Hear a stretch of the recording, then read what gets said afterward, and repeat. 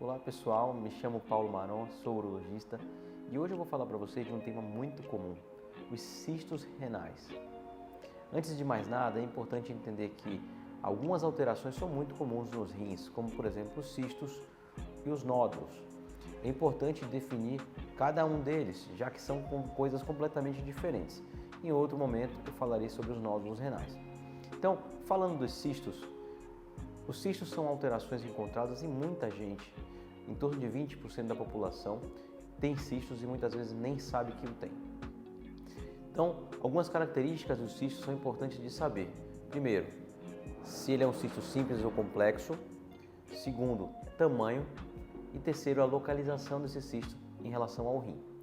Falando se um cisto é complexo ou simples, na maioria das vezes um ultrassom é capaz de determinar esse achado.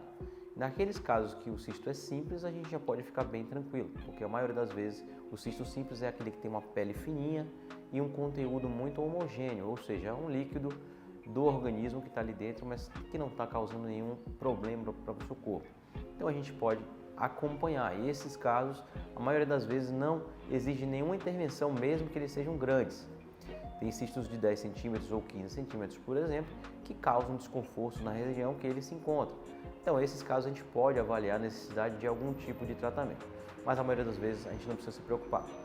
Quando nós estamos falando de cistos complexos, a coisa muda de figura.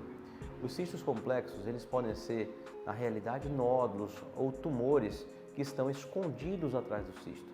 Então, a gente precisa de um exame melhor, como por exemplo a tomografia, a ressonância, para dar detalhes do que tem dentro desse cisto.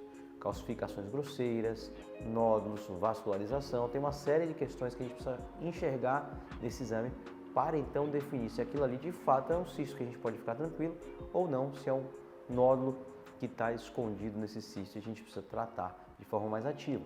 Então, independente do tamanho, um cisto complexo que vai ter lá uma classificação um pouco mais avançada, como por exemplo você vai ver no ultrassom, na tomografia ou na ressonância, a classificação de Bosniak.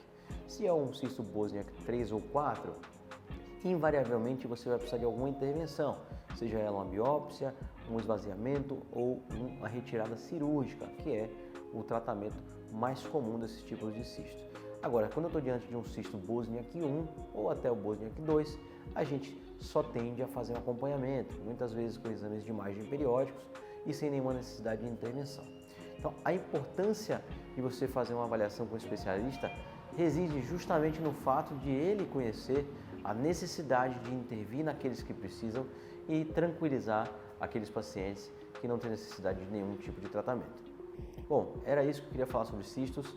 Como eu falei, no próximo vídeo nós abordaremos os nódulos renais e também um nódulo muito comum, conhecido de todos, o angiomiolipoma. Grande abraço a todos.